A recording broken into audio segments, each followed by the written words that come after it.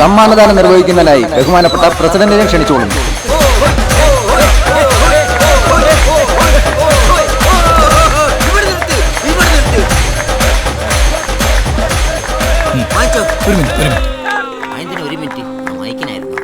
നമസ്കാരം.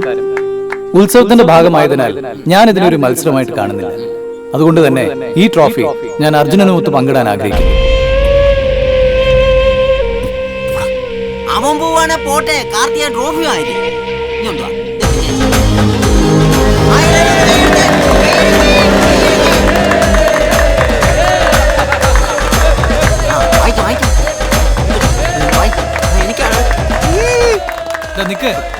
അർജുന, നാട്ടുകാരുടെ കൈഡ് മേടിക്കാനുള്ള തന്റെ പതിവ് ഷോ ഉണ്ടല്ലോ, അത് അർജുനോട് വേണ്ട.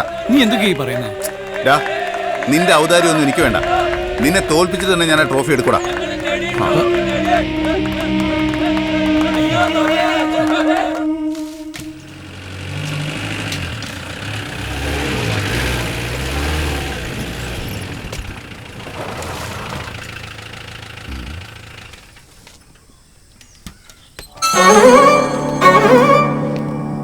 പത്മജം, ദാ വരുന്നടി നമ്മുടെ മോൻ.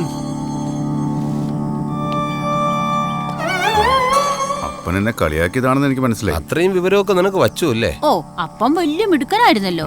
ഒരു കാലത്ത് ദേശം വിറപ്പിച്ച വേലിപ്പിള്ളയുടെ മകനാന്ന് പറഞ്ഞിട്ട് എന്താ കാര്യം? ഡേ, എന്റെ മോൻ ഭാഗ്യം ചെയ്തവനാ.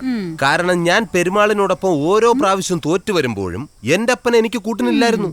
ആ കാര്യത്തിൽ എന്റെ മോൻ ഭാഗ്യം ചെയ്തവനാ. കാരണം ഇവൻ തോറ്റു തുടങ്ങിയപ്പോ ഇവന്റെ അപ്പനായ ഞാനും ഒപ്പം ഉണ്ടല്ലോ.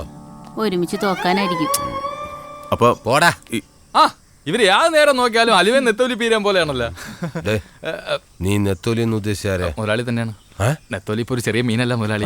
ഓ, അപ്പൊ ഇനി അങ്ങോട്ട് എന്ത് ചെയ്യണമെന്ന് എനിക്കറിയാം. അതിനെനിക്ക് ആരുടെ സഹായം വേണ്ട. സമപ്രായക്കാരോട് തോൽക്കാൻ തുടങ്ങുമ്പോൾ ഏതൊരു ചെറുപ്പക്കാരനും ഇത്തരം ആവേശം ഉണ്ടാകാറുണ്ട്. അത് അണയരുത്. അവിടെയാണ് നീ ജയിക്കേണ്ടത്. ജയിക്കണം. പെരുമാൾ ദേശത്തെ പെരുമാളിന്റെ തലയെടുത്തിട്ടാണെങ്കിൽ അങ്ങനെ. പിന്നെ തലവിടെ ഇളക്കി വെച്ചിക്കല്ലേ ഇങ്ങ് എടുത്തിട്ട് വരെ. നീ എന്താ പറഞ്ഞേ? പിള്ള മുതലാളി കൊച്ചു മുതലാളിയോട് അവസാനം വരെ ഞാൻ കാണും. അടിയന്തരത്തിന്റെ അന്ന് വരാം. എന്നിട്ട് എന്നെ വീട്ടിൽ വിടോ? ശരി. ഓ, അയ്യോ, ആയിരിക്കൂ. ഇതെങ്ങനെയാ മനുഷ്യർ കഴിക്കുന്നേ? ഉപ്പുമില്ല, മുളകുമില്ല. അത് ശരി. അങ്ങാടി തോറ്റേന് അമ്മയുടെ നേരിയ. ഇതിന് പകുതി ശൗര്യം അവിടെ കാണിച്ചിരുന്നെങ്കിൽ ആ കാർത്തിയെ ജയിക്കായിരുന്നില്ലടാ. ഞാനൊരു കാര്യം പറയാം. അവസാനം കാക്കമതോ നീ അത് പറഞ്ഞല്ലോടാ എന്നൊന്നും പറഞ്ഞളയരുത്. എന്താടാ? നമുക്ക് ഗസറ്റി കൊടുത്ത് ഇദ്ദേഹത്തിന്റെ പേരൊന്നും മാറ്റിയാലോ? വല്ല ചിഞ്ചുമോനെന്നോ സുനിക്കുട്ടനെന്നോ. അതാകുമ്പോ പുറത്തിറങ്ങുമ്പോ ആരും തിരിച്ചറിയൂല. ഇരിയടാ അവിടെ. സ്ഥിരമായി നീ തോക്കുന്നത് കാണുമ്പോഴുള്ള വിഷമം കൊണ്ട് പറഞ്ഞു പോണതല്ലേ. മറ്റുള്ളവരുടെ മുമ്പിൽ ഭയങ്കര ആവേശം അവന്. ഇതൊരുമാതിരി നാറിയ തോൽവിയായി പോയി മുതലാളി. ഒരിക്കലെങ്കിലും ഒന്ന് ജയിച്ച് കാണിക്കൂ. ഇതിലെങ്കിലും സ്വന്തം അച്ഛനെ പോലെ ആവാതെ ജനങ്ങളെ കൊണ്ട് ഒരു ജയ്യെങ്കിലും വിളിപ്പിക്കൂ. ഇപ്പൊ വിളിപ്പിച്ചത് തന്നെ. വിളിപ്പിക്കൂടാ. ഇന്ന് അവന്റെ കൂടെ നടക്കുന്ന സകല അലവലാദികളെ കൊണ്ട് ഞാൻ എനിക്ക് ജയ് വിളിപ്പിക്കും. അങ്ങനെ കയറി വാ. എന്നിട്ട് ആ വടക്കേ പാടം അത് ഞാൻ എന്റെ പേരിലാക്കും. മുതലാളി, ഈ പറഞ്ഞ കാര്യമൊക്കെ നടക്കണമെങ്കിൽ വല്ല രാഷ്ട്രീയത്തിലൊക്കെ ഇറങ്ങണം. എന്താടാ നീ പറഞ്ഞ? നിനക്ക് മനസ്സിലായില്ലേ? രാഷ്ട്രീയക്കാരനായാലേ കാർത്തിയുടെ കൂടെ നിൽക്കുന്ന നാട്ടുകാരെ നിന്റെ ഭാഗത്ത് ചേർക്കാൻ പറ്റൂന്ന്. ആ, അത് ശരിയാ. പക്ഷെ കാർന്നോന്മാർ ഉണ്ടാക്കി വെച്ച വ്യവസ്ഥ അനുസരിച്ച് ഈ പെരുമാൾ ദേശത്ത് രാഷ്ട്രീയ പാർട്ടി ഉണ്ടാക്കാൻ പാടില്ലെന്നാണല്ലോ. ആരും രാഷ്ട്രീയപരമായിട്ട് വേർപിരിയാനും പാടില്ല. പിന്നെ എങ്ങനെ ഉണ്ടാക്കും? ആ വ്യവസ്ഥ നമുക്കങ്ങ് തെറ്റിച്ചാലോ? ഇവിടെ നമുക്ക് രാഷ്ട്രീയം കൊണ്ടുവന്നാലോ? കൃഷിന്ന് ശ്രദ്ധ രാഷ്ട്രീയത്തിലോട്ട് മാറ്റണം. ഒന്നുകൂടി വിളിക്കടാ. സത്യം പറഞ്ഞാൽ ഈ മുദ്രാവാക്യം കേട്ടപ്പോ ആകെ ഒരു ഉൾക്കുളിര്. ബോർഡിൽ റെസ്റ്റോറന്റ് എന്ന് എഴുതിയിട്ടുണ്ടെങ്കിലും സംഗതി ചായക്കടയാ. ഈ മൊബൈലിൽ പീസ് കറി ഉണ്ടാക്കുന്നത് എങ്ങനെ നോക്കുന്ന ആളാണ് ഓണർ.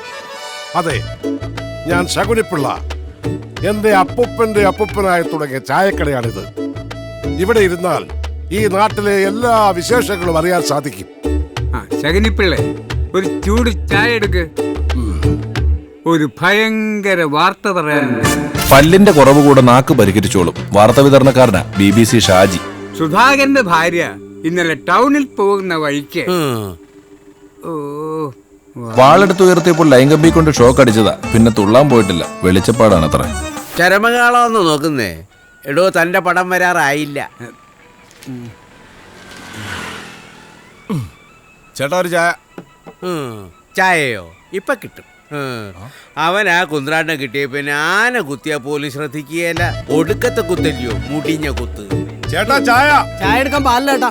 ആ വിഷമത്തിൽ 2 ബോണ്ട കഴിച്ചിട്ടാ ഞാൻ നിൽക്കുന്നത്, അറിയാവോ? എന്നാ പിന്നെ എല്ലാത്തിനും ആപ്പുണ്ടല്ലോ. ആ പഠിച്ചു കയറ്റിയ പാല് വരുവോടാ. എന്റെ പൊന്നു ചേട്ടാ, പാലിൽ ആപ്പെടുത്ത് ഡൗൺലോഡ് ചെയ്താ പോരെ? ആഹാ, എന്നാ പിന്നെ 2 ചായക്കുള്ള പാല് ഡൗൺലോഡ് ചെയ്യേ. കളിയാക്കണ്ട. എല്ലാം താമസിയാതെ വരും. പക്ഷെ ഈ ഫേസ്ബുക്കും വാട്സാപ്പും ഇല്ലാതെ ജീവിക്കാൻ പറ്റിയല്ല. ഇതാ ഇപ്പോഴത്തെ ട്രെൻഡ്.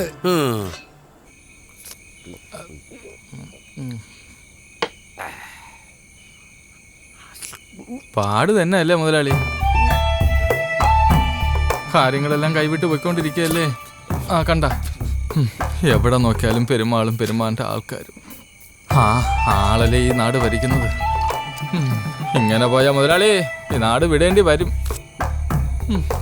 മുതലാളി ഒരാളെന്ന് പറയുമ്പോഴേ ഈ നാട്ടിലുള്ള എല്ലാവർക്കും ഒരു പരിഹാസം. മതിയാകടാ. ഈ പെരുമാൾ ദേശം എനിക്ക് ഒരു ദിവസം ഭരിക്കണം. മുതലാളി, മാടമ്പി ഭരണമൊന്നും ഇവിടെ നടക്കൂല. അതൊക്കെ പണ്ട്. ജനാധിപത്യ ഭരണം കൊണ്ടുവരാന്ന് വിചാരിച്ച ഇവിടെ രാഷ്ട്രീയവും ഇല്ലല്ലോ. അതുകൊണ്ടായിരുന്നെങ്കിൽ മുതലാളിക്ക് ഈ നാട് എങ്ങനെയെങ്കിലും ഭരിക്കായിരുന്നു.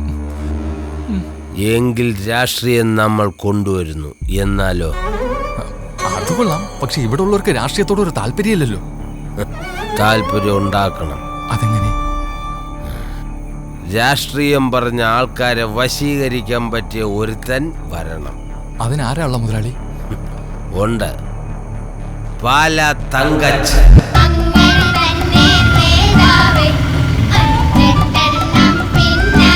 അങ്ങനെയാണെങ്കിൽ മുതലാളി ഇപ്പൊ അയാളെ വിളി. ഓക്കെ, ഇപ്പൊ സമയം എന്തായി? മണി 11. 11 മണിക്ക് ഞാൻ വിളിച്ച അയാൾ എന്നോട് ചോദിക്കും അന്തസ്സുണ്ടോടാന്ന്. അത് വേണ്ട, നാളെ രാവിലെ വിളിക്കാം. ആ സിംഹത്തെ, പാല തങ്കച്ച്.